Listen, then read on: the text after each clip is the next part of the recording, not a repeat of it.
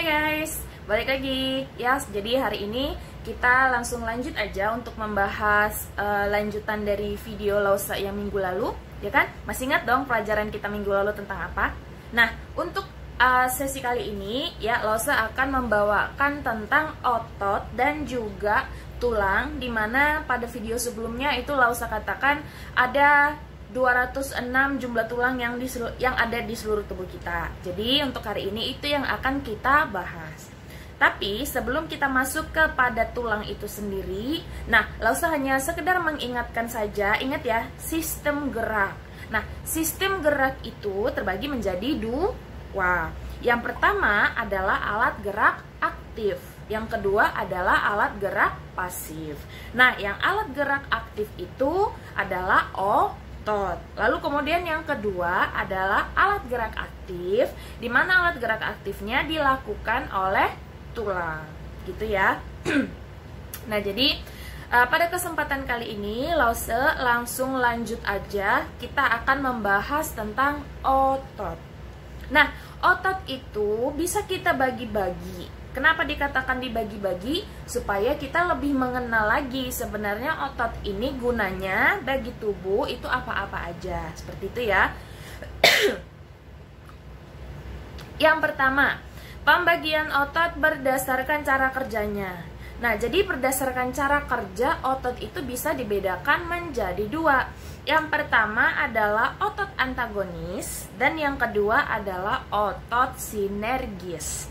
Oke, yang pertama adalah otot antagonis. Perhatikan ya. Nah, ada seperti dua catatan ya kan yang Lausa buat. Yang pertama, otot antagonis itu pengertiannya adalah kerja antar dua otot yang berlawanan.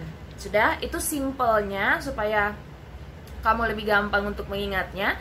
Lalu ada pengertian yang lain lagi, yaitu otot ini yang menyebabkan terjadi gerak antagonis atau lebih sering disebut gerak otot yang berlawanan. Contoh, jadi ini Lausa kasih contoh ya. Ada otot tricep dan ada juga otot bicep. Yang mana-mana aja dia otot bicep dan tricep? Yang pertama kamu perhatikan gambar yang ada di samping ini. Nah, sudah. Nah, jadi yang di atasnya itu adalah otot bicep dan yang di bawahnya adalah otot tricep. Atau kalau misalnya pakai otot Lausa sendiri ya kan, ini misalnya, berarti yang ini adalah otot bicep, terus yang ini adalah otot tricep. Oke, itulah untuk otot antagonis. Sekarang kita masuk ke yang kedua, yaitu otot sinergis. Nah, sinergis itu berdasarkan catatan yang pertama adalah kerja otot bersamaan, ya. Terus kemudian kalau berdasarkan catatan yang kedua, otot sinergis ini adalah otot yang menyebabkan terjadinya gerakan yang bersifat sinergis, yaitu gerak yang bersamaan pada satu arah. Jadi maksudnya itu untuk melakukan satu gerakan, otot ini sejalan. Mereka itu kerjanya tidak berlawanan. Contoh tadi misalnya pada tricep ya. Tricep ini contoh sehari-harinya gimana ya Lausa katakannya? Ya misalnya kayak gini. Nih udah pada saat pada saat bicep, ini bicep ya. Pada saat bicep berkontraksi seperti ini dia berkontraksi ya. Pada saat bicep berkontraksi, maka tricep relaksasi. Tapi pada saat tricep kontraksi seperti ini diluruskan, maka bicep yang relaksasi. Bagaimana caranya kita tahu yang mana kontraksi, yang mana relaksasi? Nah, seperti ini artinya bicepnya dia menjadi lebih keras, ya kan? Otomatis kan ini lebih keras, ini lebih lentur. Tapi kalau diginikan di dalamnya sini, ini otot di dalamnya ya, maka tricepnya dia yang menjadi kontraksi dan yang ini dia relaksasi. Oke. Nah, kemudian kalau otot yang sinergis itu pengertiannya tadi udah. Jadi cara kerjanya itu bersamaan. Saya kasih contoh misalnya pada saat kita sedang memegang pulpen atau pada saat kamu menulis. Paling gampang sih pada saat menulis ya. Pada saat kita menulis seperti ini, bagaimana keadaan jari kamu yang ini dan yang ini? Atau mungkin ada juga yang pakai jari ini ya kan? Nah, itu kerjanya kan sinergis seperti ini, maksudnya bersamaan. Nah, kalau tidak bersamaan, maka tidak akan mungkin tercipta tulisan. Itu contoh kecilnya ya, contoh untuk pembagian otot berdasarkan cara kerjanya. Sekarang kita masuk kepada pembagian otot berdasarkan bentuknya. Jadi, otot itu berdasarkan bentuknya dibedakan menjadi 3. Yang pertama adalah otot polos, yang kedua adalah otot lurik, dan yang ketiga adalah otot jantung. Paling simpel, paling gampang itu adalah otot jantung. Kenapa? Karena otot jantung ini ada di jantung. Terus kemudian ada otot lurik dan juga ada otot polos. Nah, kemudian jadi sekarang kita akan membedakan ketiga jenis otot yang tadi sudah Lausa katakan. Saya ulangi lagi, ada otot polos, lurik, dan otot jantung. Oke, nah di layarnya kamu sudah ada Lausa berikan gambar tentang otot polos, otot jantung, dan juga otot lurik. Jadi sekarang kita membahas perbedaan antara otot lurik, otot polos, dan juga otot jantung, gitu ya. Nah, kriterianya atau item perbedaannya itu ada 4. Yang pertama berdasarkan bentuk. Jadi pada saat saya berbicara seperti ini, kamu juga sambil perhatikan gambar yang ada di samping sini supaya lebih paham lagi maksudnya itu bagaimana. Nah, berdasarkan bentuk. Nah, berdasarkan bentuk otot lurik itu dia panjang silindris. Silindris itu maksudnya ya kamu tahu dong, silinder bentuk, ya kan? Jadi bentuk daripada otot lurik ini adalah panjang silinder. Kemudian bentuk daripada otot polos dia itu gelondong, ujungnya meruncing. Ya, ujungnya itu meruncing gitu kan. Terus kemudian otot jantung itu panjang silindris bercabang-cabang. Paham ya? Nah, kemudian untuk jumlah inti selnya atau boleh kita katakan sebagai nukleus ya. Jumlah inti selnya banyak, terletak di tepi sel. Itu kalau untuk otot lurik. Kemudian untuk otot polos, inti selnya itu hanya ada 1 dan terletak di tengah sel. Oke, perhatikan ya. Kemudian untuk otot jantung, inti selnya katanya ada banyak, terletak di tengah serabut. Jadi kalau untuk inti selnya ini sendiri, kalau otot lurik tadi dia itu kan ada banyak, dia itu terletak di inti-inti selnya. Salah, maksud saya itu adalah terletak di tepi-tepi selnya. Namanya aja tepi sel. Katakan gambar sel yang ada di layarnya kamu sekarang itu 1 ya, itu ibarat kata tabung ya kan. Nah, jadi kayak ada tabung, terus kemudian nah, misalnya ini deh. Nah, ini tabung, berarti kan di tepi-tepi berarti di sini-sininya. Ya, berarti yang untuk inti sel otot lurik tadi itu banyak, tapi dia di sini-sininya, di tepi-tepi sininya. Terus kemudian untuk yang otot polos tadi, katanya inti selnya itu 1 dan terletak di tengah. Misalnya ini tadi tabungnya atau selnya, berarti inti selnya itu kayak terletak 1 di sini. Di sini doang, gitu ya. Terus kemudian untuk yang otot jantung, banyak terletak di tengah serabut. Jadi kayak ini tadi tabungnya ada serabut-serabutnya di sini gitu kan.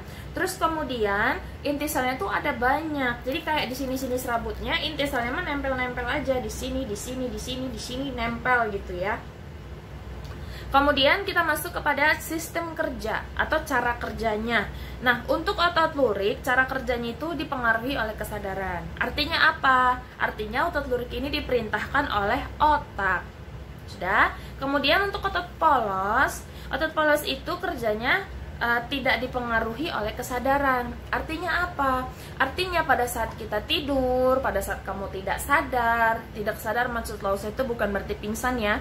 Pada saat kamu tidak sadar, tidur, apalagi ya hal-hal yang lain, ya otot lurik ini tetap bekerja. Itu maksudnya ya. Terus kemudian otot polos ini tetap bekerja. Terus kemudian ada otot jantung juga tidak dipengaruhi oleh kesadaran. Seandainya otot jantung ini dipengaruhi oleh kesadaran, berarti kita tahu kapan jantung kita yang ada di sini berdetak dan kapan berhenti.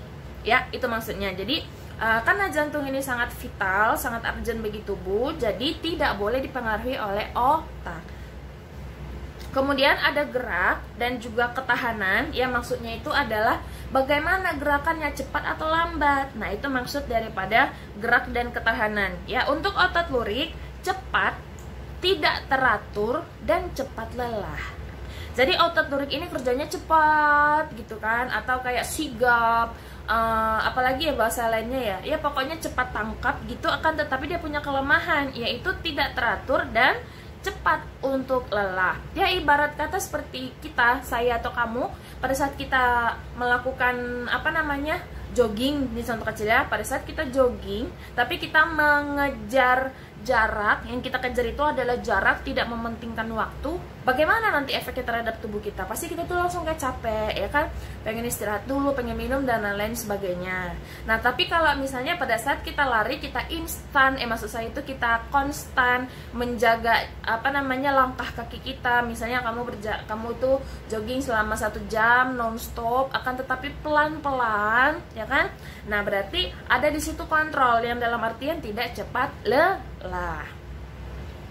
Kemudian untuk otot polos. Nah, otot polos ini gerak dan ketahanannya untuk lambat. Terus kemudian teratur dan tidak cepat lelah.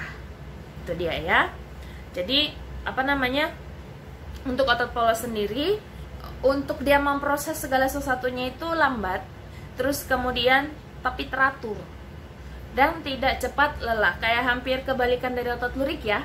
Nah, kemudian otot jantung teratur dan tidak cepat lelah. Ya iya, jantung. Seandainya jantung kita ini detakannya tidak teratur, kayak tok terus begitu, itu pasti akan mempengaruhi daya tahan tubuh kita, akan mempengaruhi kinerja kita. Ya, intinya adalah mempengaruhi kehidupan kita sehari-hari. Makanya kan irama jantung manusia itu tetap stabil setiap harinya. Jadi itu dia. Terus saya tambahkan satu lagi untuk tempat atau di mana berada otot ini, gitu ya. Otot lurik itu tempatnya adalah di seluruh tubuh, atau dengan kata lain otot yang dalam artian itu, saya kembalikan lagi sistem gerak. Sistem gerak itu ada 2, aktif dan juga pasif. Nah, untuk yang aktif itu adalah otot. Jadi secara keseluruhan ini, atau misalnya ini semua yang ada di badan, yang ada di leher, pokoknya kulit ini semua, otot-otot ini semua sampai ke jari-jari, sampai ke kaki-kaki, itu semua adalah otot lurik. Paham ya? Terus kemudian otot polos. Otot polos itu di mana? Otot polos itu adanya di jeroan, gitu ya. Kenapa lo usah katakan jeroan? Supaya gampang untuk mengingatnya, atau dengan kata lain di dalam sistem pencernaan. Jadi kayak ada di lambung, terus kemudian ada di usus halus juga. Pokoknya ya di dalam sistem pencernaan lah otot polos ini. Nah, makanya kan kalau misalnya kita makan gitu, proses pencernaan kita ini kan nggak mungkin langsung. Jadi habis kita makan, kita harus tunggu dulu sekitar 3 atau 4 jam lagi, baru kamu akan merasakan lapar lagi. Nah, alasannya adalah karena otot polos yang berada pada sistem pencernaan itu cara kerjanya lambat, pelan tapi teratur. Terus kemudian ada otot jantung. Nah, otot jantung itu letaknya di jantung, udah gitu aja. Jadi di antara ketiganya yang paling simpel itu adalah otot jantung. Bisa ya? Oke. Sekarang kita lanjutkan kepada tulang ataupun otot rangka. Tulang ataupun rangka. Nah, disebut sebagai alat gerak pasif karena digerakkan oleh otot. Iya, disebut sebagai alat gerak pasif. Pasif yang ada di dalam sini, aktif berarti dagingnya ini, ya kan? Nah, sekarang kita masuk kepada pembagian tulang dulu. Tulang itu bisa dibagi-bagi berdasarkan, yang pertama ada berdasarkan bentuk, terus kemudian yang kedua ada berdasarkan sel penyusunnya, dan yang ketiga ada berdasarkan rangka tubuh. Jadi kita masuk dulu secara perlahan-lahan. Yang pertama berdasarkan bentuk. Nah, untuk yang berdasarkan bentuk, yang pertama ada tulang pipa. Namanya aja pipa, berarti bentuknya itu kayak pipa gitu ya. Bentuknya kayak pipa, kayak tabung. Contohnya ada di mana? Contohnya ini, tulang lengan atas, tulang kaki, maksud saya tulang paha, tulang betis, tulang apa lagi namanya, tulang kering. Terus kemudian nanti di sini ada tulang pengumpil, ada tulang hasta. Pokoknya yang bentuknya itu ya kayak pipa. Terus kemudian yang kedua ada tulang pipih. Pipih ya, bukan pipi. Ini di belakang itu namanya tulang belikat. Nah, nanti di videonya akan Lausa kasih tahu yang mana tulang belikat. Terus kemudian kita lanjut untuk tulang pendek. Namanya aja tulang pendek, berarti ibarat kata itu kayak hampir berruas-ruas juga bisa ya. Ruas-ruas jari tangan, itu contohnya ruas-ruas jari kaki, atau misalnya tulang-tulang yang ada di telapak tangan kita ini, itu semua masuk ke dalam tulang pendek. Kenapa dikatakan pendek? Sekarang saya kasih contoh. Coba semua jari kamu, ya kan? Kamu buat seperti ini di depan kamu, atau kamu perhatikan seperti ini. Nah, semua orang itu jarinya pasti bisa diginiin. Nah, semua orang, ya kan? Sekarang saya tanya, ada berapa lekukan di jari kamu? Perhatikan saya. 1, ini 1 ya. Ini 2, ini 3. Karena ada 2 sendi di sini, bukan sendi, tapi karena ada 2 patahan gitu ya. Ada 1, ada 2, ada 3.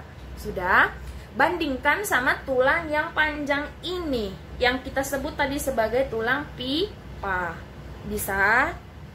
Nah, jadi itulah dia tadi contohnya. Untuk tulang pendek itu ada pada ruas jari-jari tangan. Lanjut kemudian yang kedua, berdasarkan penyusunnya. Kita lanjut, sekarang kita masuk kepada pembagian tulang berdasarkan sel penyusunnya. Nah, berdasarkan sel penyusunnya, jadi tulang itu dibedakan menjadi 2 sebenarnya, yaitu tulang rawan dan juga tulang keras ataupun tulang sejati. Nah, kemudian yang pertama ada tulang rawan. Tulang rawan itu dibedakan menjadi 3. Yang pertama ada tulang rawan hialin, yang kedua ada tulang rawan elastin, dan yang ketiga ada tulang rawan fibrosa. Gitu ya. Nah, sebenarnya ada banyak contoh-contoh tulang rawan ini, mulai dari hialin sampai kepada fibrosa, dan itu semua ada di sekitar tubuh kita. Tetapi Lausa di sini tidak terlalu memperdalam juga karena ini materinya agak rumit gitu ya. Nah, jadi kita langsung lanjut aja. Nah, kita masuk kepada poin inti daripada sistem gerak. Poin intinya adalah pembagian tulang berdasarkan rangka tubuh. Nah, sekarang kita masuk tadi kepada 206 jumlah tulang itu ya. Berdasarkan rangka tubuh, tulang itu secara garis besar dibedakan menjadi 2. Kamu perhatikan apa namanya skema yang di samping ya. Dibedakan menjadi 2. Yang pertama ada rangka aksial. Rangka aksial itu saya kasih pengertian adalah sumbu tubuh. Yang kedua ada rangka apendikular. Rangka apendikular itu maksudnya adalah alat gerak atau boleh juga disebut sebagai tambahan. Kemudian kita langsung masuk yang pertama, rangka tubuh. Yang pertama kita masuk kepada rangka aksial ataupun sumbu tubuh. Nah, kenapa dikatakan sebagai sumbu tubuh? Kamu tahu sumbu dong, ya kan? Sumbu itu kan kayak satu seperti ini dari atas ke bawah.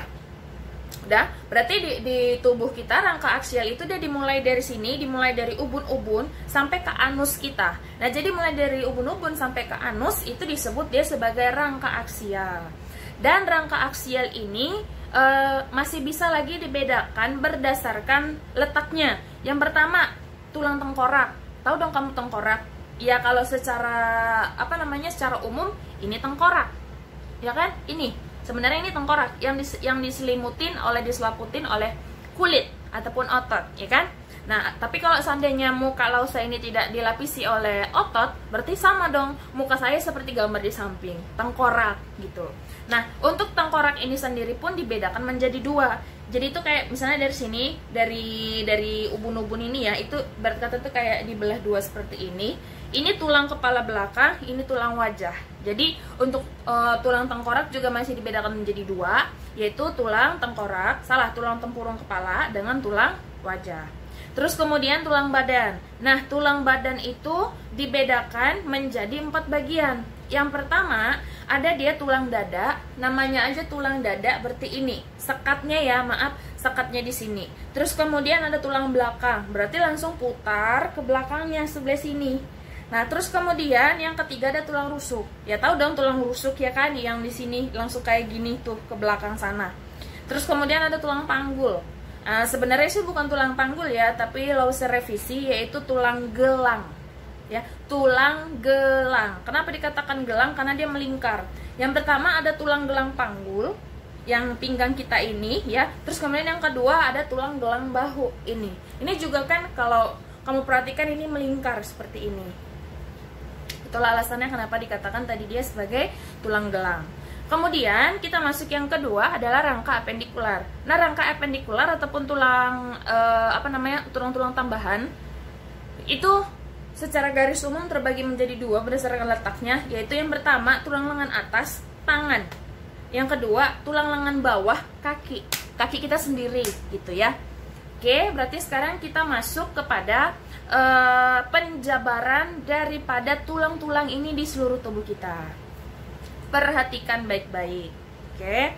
Nah, jadi Lause mulai dari tulang tempurung kepala, atau saya mulai dari tulang tengkorak. Untuk tulang ini sendiri ya, untuk tulang tengkorak berarti kita bedakan tadi menjadi dua, yaitu tulang kepala belakang dan juga tulang wajah. Sudah? Nah, sekarang yang pertama yang Lause bahas adalah tulang belakang dulu nih, tulang kepala belakang. Nah, tulang kepala belakang itu dibedakan menjadi beberapa item, beberapa bagian. Yang pertama adalah tulang kepala belakang. Ini. Paham ya maksudnya? Jadi ibarat kata tuh kayak batok kepala kita loh. Ini, mulai dari sini ke sini sampai ke belakang, atau sambil kamu perhatikan gambar ya yang ada di layar kacanya kamu. Nah, jadi mulai dari sini ke belakang sini itu adalah tulang kepala belakang. Jumlahnya berapa? Ya 1. Terus kemudian ada tulang ubun-ubun. Tulang ubun-ubun mana? Ini tulang ubun-ubun ya. Ini dia. Terus kemudian ada tulang dahi. Ini tulang dahi. Kenapa dahi masuknya kepada tulang tengkorak? Maksud saya ya kepada tulang kepala belakang, bukan masuk kepada wajah. Karena ibarat kata tuh wajah itu tuh mulainya dari alis ini. Nah, terus kemudian ada tulang baji. Nah, untuk baji, pelipis, dan tapis ini kayak 3 sekawan, kayak 3 serangkai gitu. Di mana-mana aja dia letaknya, perhatikan Lause baik-baik. Pelipis.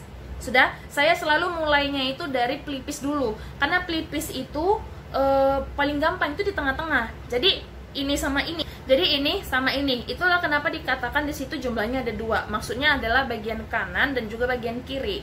Ya, ini tadi tulang tapis sebelah sini seperti ini, berarti ini juga. Ini tulang pelipis, terus kemudian ada tulang baji. Tulang baji itu berarti di atasnya, di sekitaran sini. Dan kemudian ada tulang tapis di sininya juga. Bisa pelipis, baji, tapis. Atau di dekat telinga itu adalah tapis. Kemudian kita masuk kepada tulang wajah.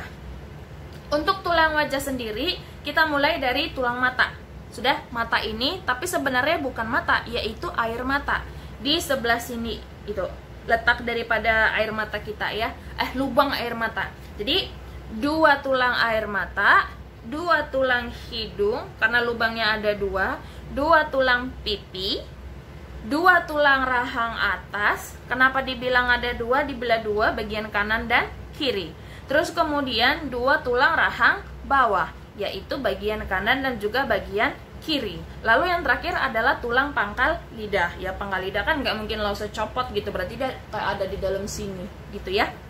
Terus kemudian kita masuk kepada tulang leher. Nah, untuk tulang leher ini sendiri kamu sambil perhatikan gambar supaya lebih gampangnya lagi. Jadi tulang leher itu menghubungkan antara kepala dengan anus sebenarnya. Ya, kenapa Lause katakan seperti itu? Karena di atasnya tulang leher itu kan udah langsung ini wajah ataupun kepala kita. Kita langsung masuk aja. Tulang leher yang paling atas, kamu perhatikan gambarnya. Itu kan gambar tulang leher ini sendiri atau bagian punggung bisa sih ya, bagian punggung atau bagian leher ini sendiri. Apa ya saya katakan ya? Itu ruas-ruas atau kayak ada segmen-segmennya ya, kayak di plot-plot gitu ya kan, kayak petak gitu. Nah, jadi sebenarnya ini bukan tulang leher, maaf loh, salah, ini tulang punggung ya. Nanti di catatannya kamu jangan kamu buat tulang leher tapi tulang punggung. Maka tulang punggung ini dibedakan menjadi yang pertama ada dia itu 7 ruas tulang leher. Berarti dari paling atas tuh kita hitung aja 1 2 3 4 5 6 7. Yang 7 itu adalah tulang leher. Terus kemudian ada 12 ruas tulang punggung. Berarti dari 7 tadi harusnya kan ke 8 ya, 8, tapi 8-nya kita ganti jadi 1. Berarti kan kayak 1 2 3 4 5 6 7 8 9 10 11 12. Itu adalah tulang punggung. Atau dengan kata lain, ya punggungnya kamu gitu loh. Mulai dari batasan leher, mulai dari sini sampai sini, ini adalah tulang punggung. Terus kemudian di bawah punggung ada apa? Di bawah punggung ada pinggang, ya kan? Disitulah letaknya kamu meletakkan tali pinggang. Jadi di pinggang ini ada 5 ruas tulang pinggang. Sudah dari pinggang kita masuk ke daerah pantat atau ke daerah bokong. Nah untuk bokong kita sendiri yang paling bawah, supaya gampang lah, usah mulai dari paling bawah dulu. Paling bawah adalah tulang ekor, jumlahnya 4 gitu. Nah bagaimana caranya supaya kita tahu tulang ekor? Paling gampang tuh pada saat kamu lagi boker atau pada saat kamu lagi Nah coba pada saat kamu kamu pegang itu bagian pantatnya di belakang gitu kan. Kalau ada yang bentuknya itu kayak V gini, ada apa namanya, kayak ada ujung-ujungnya, itu adalah tulang ekor. Terus kemudian tulang ekor itu kan ada 4, berarti kita hitung 1 2 3 4. Nah di atasnya tulang ekor ini ada tulang kelangkang, jumlahnya 5. Berarti kan 1 2 3 4 5. Paham ya? Kenapa tadi lanjut ke ekor dulu baru ke kelangkang? Karena supaya gampang kamu untuk mengingatnya. Saya ulangi sekali lagi, 7 ruas tulang leher, 12 ruas tulang punggung, 5 ruas tulang pinggang, 5 ruas tulang kelangkang, dan 4 ruas tulang ekor. Kita masuk kepada tulang dada. Yang ini, sudah? Nah, untuk tulang dada ini sendiri dibagi dia menjadi 3 bagian. Dada maksudnya bukan dada yang ini ya, tapi tulangnya yang ini. Nah, sambil kamu perhatikan juga gambar yang ada di samping. Untuk tulang dada, itu yang pertama ada bagian hulu dada yang di sini. Nah, coba kamu sentuh sendiri tulang ini, itu tuh kayak bolong gini. Nah, yang bolongnya itu, ini pasti kayak ada bentuk U. Itulah yang disebut sebagai hulu dada. Terus kemudian, ini kan bentuk U ya. Berarti ini kan memanjang. Ini kan memanjang ke sini, ke bawah sini. Ini adalah tulang dada. Maksud saya badan dada. Kenapa dikatakan dengan badan? Sebenarnya tulang dada ini cuma satu. Kayak mana ya lo sebut ya? Ya pokoknya dia itu satu. Ibarat kata ini tulangnya, bagian sininya adalah hulu dada, ini adalah badan dada, dan di sini adalah tajuk pedang. Cuman kan ini handphone, jadi dia batasannya itu peta. Seandainya batasannya itu kayak V gini, ya kayak pedang, ada ujung pedangnya gitu. Nah, jadi bagian sini kita juga kalau misalnya kita pencet gini, nah itu kan pasti rasanya kayak sakit ya.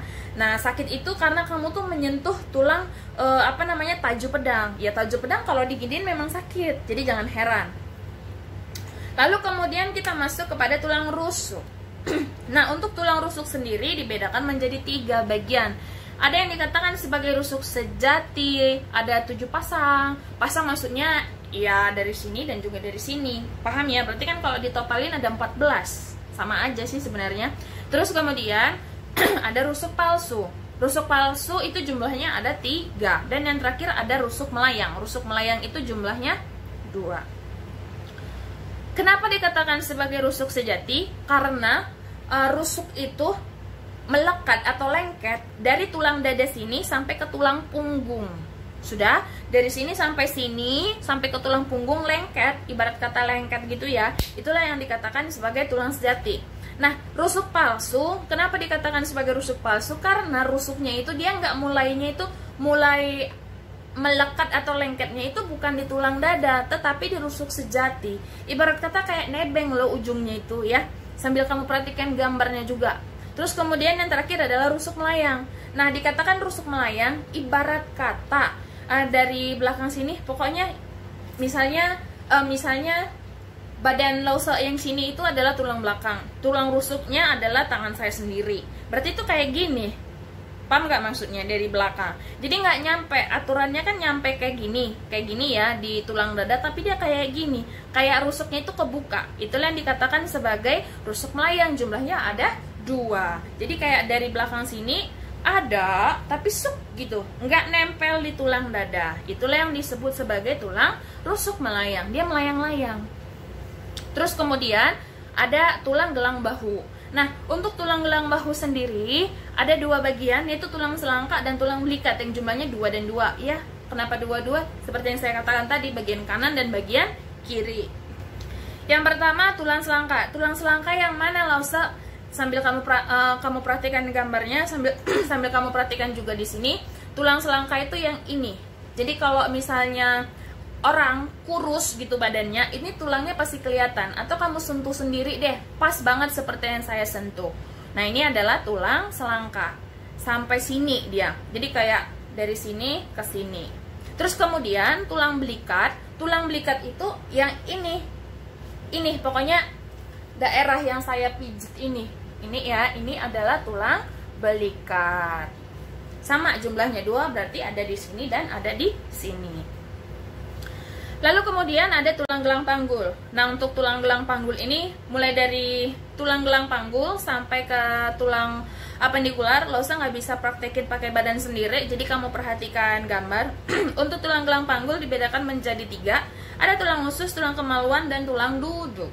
Yang pertama ada tulang usus. Ya, tulang usus, kamu tahu dong usus di mana, ya kan? Terus kemudian yang kedua ada tulang kemaluan. Tulang kemaluan juga kamu tahu di mana letaknya gitu. Dan yang ketiga adalah tulang duduk. Ya, sama seperti yang Lausa lakukan saat ini dan yang kamu lakukan sekarang juga, kamu duduk. Kenapa kita bisa duduk seperti ini pantatnya ya kan, bokongnya? Karena ada tulang duduk gitu. Bisa ya? Oke, kita lanjutkan kembali. Kita masuk sekarang kepada tulang tangan ataupun tulang lengan atas yang bagian sini ya. Yang bagian sini ya. Nah, tulang tangan ataupun tulang lengan atas itu punya beberapa keanggotaan atau item-itemnya. Yang pertama adalah tulang lengan atas. Ini maksudnya. Ini tulang ini sampai batas sini ya, sampai lekukan sini. Nah, ini ke sini adalah tulang lengan atas. Jumlahnya berapa? 2, yaitu bagian kanan dan juga bagian kiri.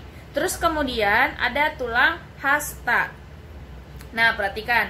Ini kan ada tulang, ada tangan kita kan yang ini. Kalau kamu perhatikan, tangan kita yang ini ataupun yang ini, udah, kamu tekan di sini, kayak sekarang ya, kayak Lausa tuh agak kuat. Kamu tekan bagian sini dan bagian sini seperti ini. Boleh juga kayak gini. Ketika kamu tekan, terus sekarang kamu putar. Nah, pada saat kamu putar, apa yang kamu rasakan? Pasti rasanya itu seperti ada, apa namanya, ada pusat gitu kan, kayak ada 2 tulang dia. Nah, jadi tulang ini terbagi menjadi 2. Tulang yang paling besar adalah tulang hasta.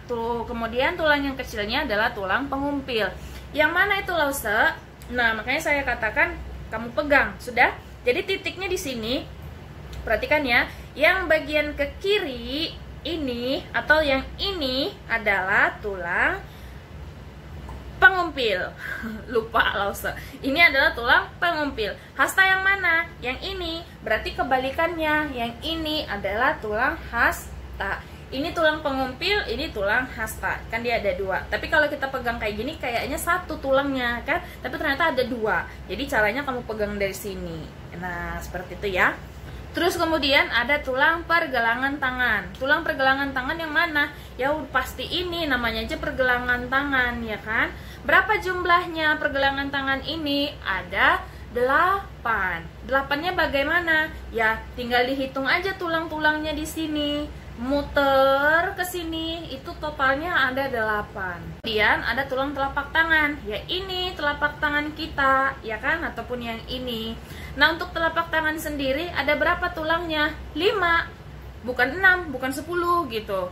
Kenapa bisa 5? Ya jari-jari kamu ada berapa? Jari-jari kita ada 5, berarti tulangnya ada 5. 1, 2, 3, 4, 5. Terus kemudian yang terakhir ada ruas-ruas jari tangan. Ruas-ruas jari tangan itu ada 14. Sudah? Satu jari maksudnya ada 14. Jadi ini jari, sekarang kita hitung berdasarkan patahannya ya. Jari telunjuk ini, telunjuk, ibu jari ada 2, ya kan? 1, 2, kan ada patahannya di sini, berarti kita hitung dia ada 2. Terus kemudian yang ini ada berapa? Tadi ada 3, ini ada berapa? 3, ini ada berapa? 3, dan ini ada berapa? 3.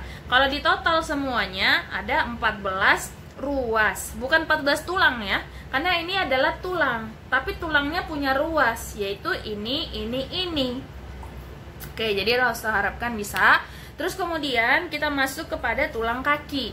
Nah, tulang kaki juga sebenarnya hampir sama tulang tangan ya. Yang membedakan itu hanya di hasta dan juga di pengumpil. Oke, jadi kamu perhatikan baik-baik, sambil kamu lihat gambarnya, sambil kamu perhatikan juga Rosa. Ibarat kata tangan saya ini adalah bagian kaki juga, ya kan? Berarti item daripada tulang kaki ini, yang pertama ada tulang paha, ya kan, paha kita yang gede ini ataupun yang kecil. Nah, paha kita ada berapa? Ada 2, kanan dan kiri. Terus kemudian ada tempurung lutut. Tahu dong kamu tempurung lutut ya kan? Terus kemudian ada tulang kering sama ada tulang betis. Ini paling gampang untuk membedakannya. Pada saat kamu kejedot di depan, maksud saya kakinya ya, kakinya itu kejedut, terus kemudian membiru, itu adalah tulang kering. Terus kemudian pada saat kamu merasakan letih kakinya, capek gitu kayak pegel-pegel, itu adalah tulang betis.